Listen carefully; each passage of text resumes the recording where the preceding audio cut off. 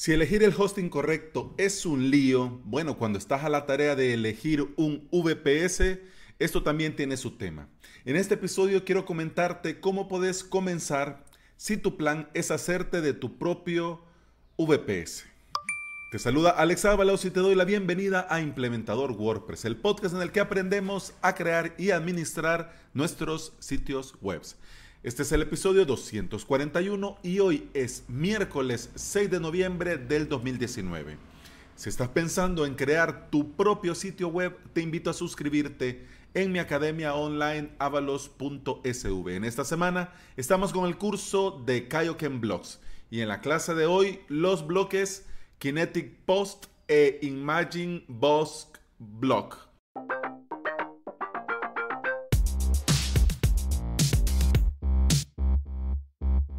Un VPS es una excelente alternativa si querés tener vos el control de tu propio servidor. Claro, sin entrar a esos costos de un servidor completo. Pero lo mejor del VPS también es lo peor, porque un VPS no deja de ser una máquina virtual.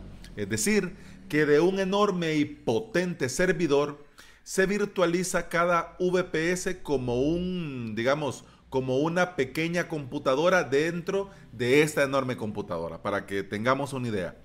Dicho pronto y mal.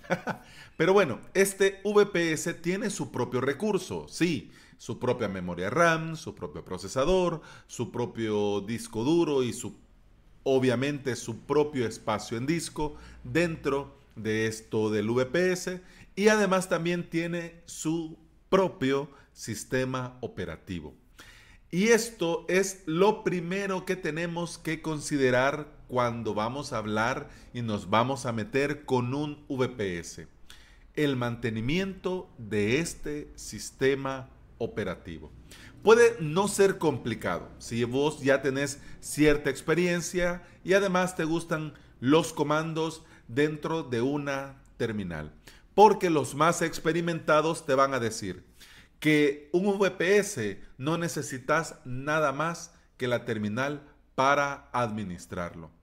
Pero si no te va muy bien esto de la línea de comando en terminal o vas comenzando y no tenés mucha experiencia técnica, lo mejor es administrar tu VPS usando un panel de control.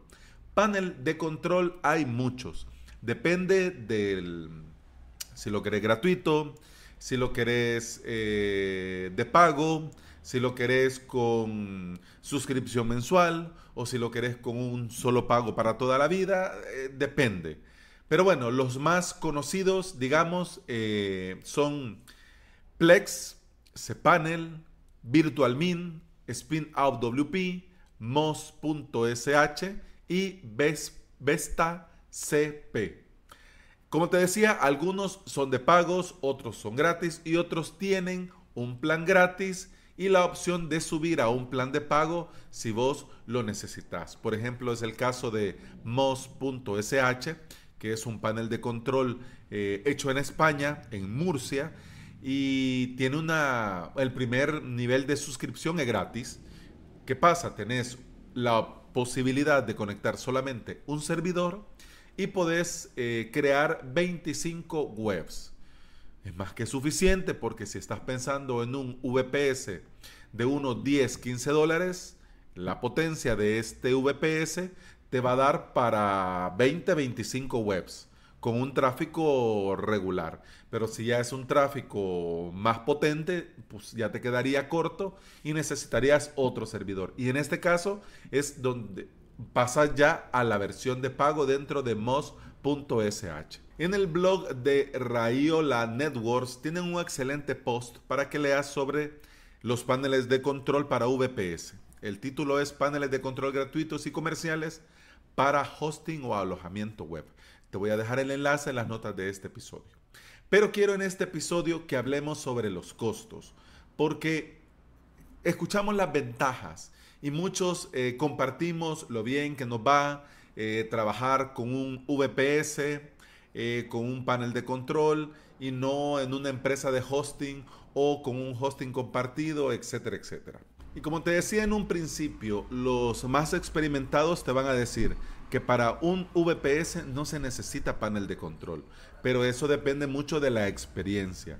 Para comenzar, yo te recomiendo, si ese es tu caso, que sí optes por un panel de control, porque ya sabemos y tenemos claro que por sí solo sería difícil mantener, por ejemplo, crear las webs, subir los archivos, eh, a actualizar los certificados. Sí, todo se puede hacer por línea de comandos sin ningún problema, pero si vas comenzando es como ir a cuestas si lo querés hacer así. Con el tiempo, algunas cosas sí vas a tener que entrar a la terminal, comenzar a probar y con el tiempo vas a ganar suficiente experiencia, pero en honor a la verdad, yo hasta el momento de hoy no me veo, imagínate cómo son las cosas, hasta el momento de hoy yo no me veo administrando un VPS sin un panel de control. Yo, en honor a la verdad, aún no lo veo. ¿Por qué? Porque obviamente el tema visual y el tema de la usabilidad, pues todavía no llego a ese nivel en el que escribo más rápido comandos que dar clic con el mouse. Así que de momento yo no me planteo dejar de usar un panel de control para mis VPS. Pero bueno, si vas comenzando, tenés que tener claro esto. Además del VPS, vas a necesitar vos también un panel de control. Como te decía, paneles hay diferentes, hay gratis y hay unos que son de pago. Y hay algunas empresas que junto con el VPS te ofrecen la posibilidad de instalarte de una vez el panel de control y cobrarte la mensualidad con el precio del VPS. Ya lo vamos a ver. Así que entremos en la materia del precio. ¿Por qué te doy la chapa y por qué me he tardado tanto en decirte lo de los paneles y qué? Porque en algunas empresas de VPS te ofrecen el VPS sin panel, o sea, con acceso SSH, con acceso root, pero sin panel. Entonces aquí vos tenés que considerar cómo conectar dicho panel. Algunos lo tenés que hacer desde el minuto cero. Si querés conectar, por ejemplo, mos.sh, tiene que ser desde el minuto cero, porque si ya has instalado otro panel o has actualizado algo, se hace más difícil la conexión y la implementación. Igual pasa con Spinout WP, etcétera, etcétera. Así que si en la empresa vos vas y ves el precio muy bajo, tenés que preguntar si ofrece panel de control y si sí, cuánto costaría. Porque algunas empresas pues no tienen trato comercial, no tienen nada hablado y te cobran el uso de licencia normal. Por ejemplo, $15 por un cPanel, $20 por un Plex. Así que, bueno, veamos. Ahora quedemos con el precio de los VPS y vamos a ir viendo lo de los paneles de control. Comencemos por Scaleway. Con Scaleway podés contratar un VPS de 2 GB de RAM, 2 CPUs y 20 GB de espacio en disco. Un CPU como este cuesta 2.99 de euros al mes. ¿Cuál es el detalle? No tenés panel de control y los data centers solo están en Europa y solo tienen 2 localidades.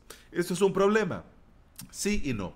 Sí, en el caso que estás en América y tu tráfico viene de América. Ahí sí, porque bueno, la latencia y todo lo demás, entre más lejos esté el data center del punto de acceso, pues hay más latencia, tarda más en el primer byte y etcétera, etcétera, y esto se vería reflejado en las cuestiones de rendimiento. Pero bueno, es internet, están los CDNs y bueno, hay otros temas ahí.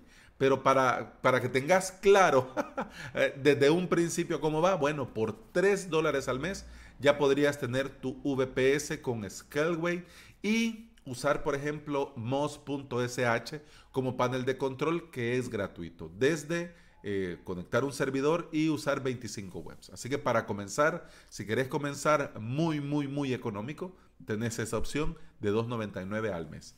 2 GB de RAM, 2 CPU y 20 de espacio en disco. Aquí voy a incluir a 3 empresas porque tienen, digamos, como que se hubieran puesto de acuerdo, pero como son competencia, yo creo que están ahí en ese tire y afloja. Bolt, Linode y DigitalOcean. En estas 3 empresas tenés por el mismo precio, el mismo VPS y más o menos las localidades de los data centers. Pero vamos a ver por partes. Estamos hablando de 2 GB de RAM un core de CPU y de 50 a 55 GB de espacio en disco. En Bolt y Linode son 55, en DigitalOcean son 50. Esto cuesta, un CPU como este, cuesta $10 al mes. También no te ofrecen panel, es decir, contratas el VPS, pero no podés contratar desde DigitalOcean, Linode o Bolt, Plesk o cPanel, ya eso lo tendrías que hacer vos por tu cuenta. Estas empresas tienen muchos data centers en diferentes localidades, América, Europa, Asia, así que no habría problema de entrada a la hora de crear tu VPS. Nosotros aquí en América, digamos que buscamos esto de la proximidad, pero por ejemplo, para los oyentes y amigos de Europa, sí importa mucho por el tema legal de la protección de datos y todo lo demás, que en algunos casos sí tienen como digamos la obligación, dicho mal, pero digamos muy entre comillas, la obligación de utilizar data center más próximo, ya sea por los temas legales, la protección de datos y etcétera, etcétera. Pero bueno, vamos también, la siguiente opción sería OVH. OVH.com y OVH.es, pues tener las dos alternativas. Yo trabajo con la versión OVH.es porque cuando comencé no tenían en la .com soporte en español. Entonces como iba comenzando y pues por cualquier duda no quería estar con el Google Translator. Entonces, pero igual, lo podés ver en las dos y sale, los precios son los mismos. El VPS para comenzar en OVH te cuesta, depende del panel, pero estamos hablando de 2 GB de RAM, un CPU, 20 GB de espacio en disco. Si lo querés, por ejemplo, con cPanel, te cuesta $17.40 de dólar ya el VPS con la licencia de cPanel. Y si lo querés, por ejemplo, con Plesk, Obsidian, te cuesta $10 al mes el VPS con Plesk. OVH tiene 6 localidades de data center distribuidos en América y en Europa. Así que por el tema de la IP y esto, pues no hay ningún problema. Además también OVH tiene diferentes paneles. Esta es la empresa que sí, podés, igual que en DigitalOcean, por ejemplo, crear un VPS solo, por ejemplo, para un WordPress o para un Joomla o para un Drupal o para un PrestaShop y no hay ningún problema. Pero también tenés alternativas de paneles, como te decía, que son de pago, por ejemplo, cPanel, Plesk, pero también tenés opciones gratuitas como Vesta CP, que es el panel de control que ocupa el hosting Rayola Networks, y también tenés la opción Virtual Min, que también es gratuito. Así que depende de las opciones. Si querés, por ejemplo, estamos hablando de OVH, este cuesta $10 con Plesk, este VPS, pero sin Plesk Onyx estamos hablando que te costaría un poco más de $3. Si vas a comenzar de cero y no tenés mucha experiencia con el tema de los VPS, yo lo que te recomiendo es que comences con OVH y con cPanel o Plesk. A mí personalmente no me gusta cPanel, me gusta más Plesk, pero esa es cuestión de gustos. Lo que sí es una realidad es que ya sea cPanel o Plesk tienen una gran comunidad detrás y esto va a ser mucho más sencillo resolver alguna duda, alguna pregunta en Google. ¿Por qué en Google? Sí, hombre, si estoy pagándole a OVH, que me resuelva OVH. ¿Qué pasa? Cuando aceptas los términos y condiciones, es un VPS no administrado. Entonces, todo lo tenés que resolver vos. Ellos te dan cierto soporte en ciertos temas, pero lo que ellos hacen es copiar y pegarte el enlace del soporte del foro o de la documentación de cPanel y de Plesk.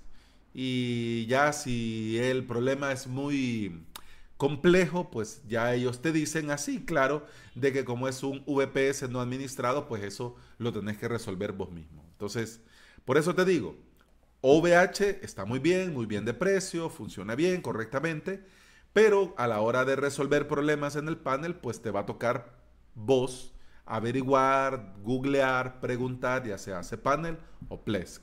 Si querés comenzar y necesitas un curso, que aquí tampoco, pero bueno, ya que estamos en esta, en avalos.sv yo tengo un curso, crear tu propio hosting con Plex Onyx, y lo hice pensando en eso, en todos los que quieren comenzar con un VPS, con Plex, y no saben por dónde tirar. Así que en avalos.sv hay varios cursos. Ya, ok.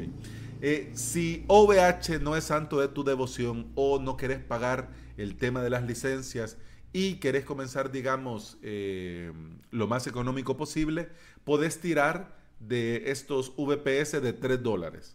Pero con este tema también hay que tener cuidado por el tema del rendimiento, el ancho de banda, la velocidad, la transferencia, etcétera, etcétera. Yo te recomiendo, si no vas a optar por VH, penses en la opción DigitalOcean más Moz.sh.